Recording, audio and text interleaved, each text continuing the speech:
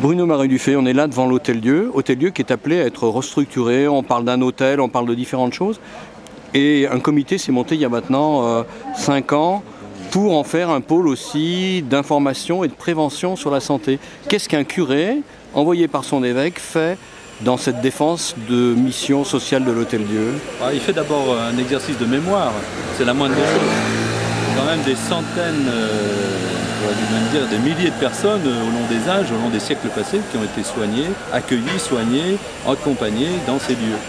Et donc un exercice de mémoire, puis peut-être aussi un exercice d'espoir ou un exercice d'anticipation ou de prospection, prospective, pour promouvoir un lieu qui pourrait être un lieu d'accueil, de prévention et d'éducation à la santé. C'est quand même la moindre des choses qu'au moment où on s'interroge tous pour savoir comment on peut éduquer à la santé et maîtriser aussi les dépenses de santé, on puisse accueillir les personnes de la rue, les personnes de toutes conditions sociales, pour les amener à mieux se connaître, à mieux maîtriser leur santé et peut-être aussi à transmettre aussi un message de santé pour leurs proches. Donc les deux choses, mémoire et espoir. De tout temps, l'Hôtel-Dieu, ça a été la conjonction de deux volontés, celle de l'Église catholique de Lyon et celle des Échevins, c'est-à-dire de la municipalité. De la municipalité, oui, à tel point que les indigents, ceux qu'on appelait les indigents, donc les plus pauvres, qui passaient par là, qui allaient sur le chemin de Saint-Jacques ou qui étaient tout simplement dans la rue, avaient besoin d'un bulletin, même d'un billet qu'ils trouvaient à la municipalité pour pouvoir entrer et être soignés à l'Hôtel-Dieu. De manière générale, d'ailleurs, il y a toujours eu une complémentarité, on pourrait même dire une coopération extrêmement forte entre le pouvoir civil et le pouvoir religieux.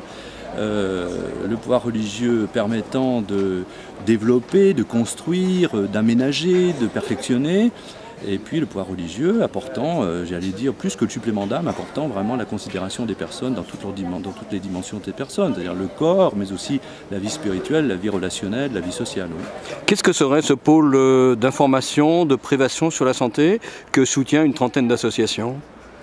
Alors 30 associations, c'est peut-être beaucoup, mais disons une bonne vingtaine, oui, ce serait un lieu, un espace d'accueil, de formation, d'information et de formation, où des éducateurs, mais aussi des parents, mais aussi des jeunes, mais aussi des acteurs de la solidarité pourraient venir se ressourcer, pourraient venir trouver des matériaux et du matériel en termes d'éducation à la santé. C'est pas énorme, hein. Derrière nous on a 60 000 m², en gros on a besoin de 2000 m² pour permettre à ce que ce lieu qui soit un lieu en effet on va dire d'écoute, hein, n'est pas prévu pour être un lieu de soins. On peut piloter les gens vers des lieux de soins, vers d'autres institutions hospitalières qui existent à Lyon et qui se développent beaucoup, qui se rationalisent, qui s'organisent parfaitement. Mais non, c'est plus un lieu d'écoute, d'orientation, de prévention. Et je crois que la prévention, c'est le mot-clé de la santé publique dans le siècle qui est le nôtre aujourd'hui, dans le XXIe siècle. Donc c'est d'abord cela, et puis c'est aussi de permettre à des personnes de se rencontrer, de partager leur expérience. Et là, c'est là où la complémentarité avec actuellement un lieu universitaire, un lieu de colloque, un lieu d'exposition, on a un musée, là on peut peut-être en servir aussi pour faire de la formation. Tout cela peut être en synergie et permettre de faire de ce lieu un lieu qui soit un lieu porteur de la santé publique dans les années qui viennent. Qui n'occuperait qu'une partie des locaux, ce qui n'exclurait pas finalement une destination hôtelière. Absolument. On peut tout à fait imaginer qu'il y ait même une heureuse complémentarité, une intelligence de la complémentarité entre un lieu d'accueil de personnes de différents pays qui viendraient, qui découvriraient le centre de Lyon, et réjouissons-nous pour cela, qui découvriraient l'histoire de ce Lyon, mais aussi des universitaires, mais aussi peut-être des hommes et des femmes de la vie politique et de la vie économique qui permettraient justement à cet Hôtel-Dieu d'être un hôtel où on s'accueille les uns les autres dans nos compétences, dans nos expériences, et où on permet aussi à ceux qui sont moins favorisés de bénéficier des progrès de la science, de la médecine et de la société. Oui. Aujourd'hui, on est dans une situation de blocage avec le maire de Lyon.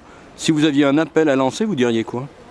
Alors, je dirais qu'on a vraiment une chance, une carte à jouer qui est à la fois de garder au cœur de cette ville ce qu'a été l'Hôtel-Dieu, lieu d'accueil, lieu, je me permets de le rappeler aussi, lieu de très grande émulation et de très grande inventivité sur le plan médical. Hein. On cite toujours Rabelais, mais il y a plein d'autres médecins qui ont fait leur classe ici, mais qui aussi ont fait de la recherche. Ça a été un lieu d'innovation, un lieu pointu qui a permis vraiment à des disciplines médicales de se développer. Moi, mon message, il est très simple. Je crois qu'on n'a pas les moyens de se faire la guerre autour de l'Hôtel-Dieu. On a absolument à relever le défi d'une complémentarité de nos compétences, de nos responsabilités, de nos engagements politiques et religieux. Et à cet égard, il y a en tout cas dans le christianisme, dans l'engagement chrétien, il y a une dimension de solidarité sociale, de même qu'il y a, je le sais et je le crois, un humanisme au cœur de ceux qui sont nos représentants et qui gouvernent la ville de Lyon.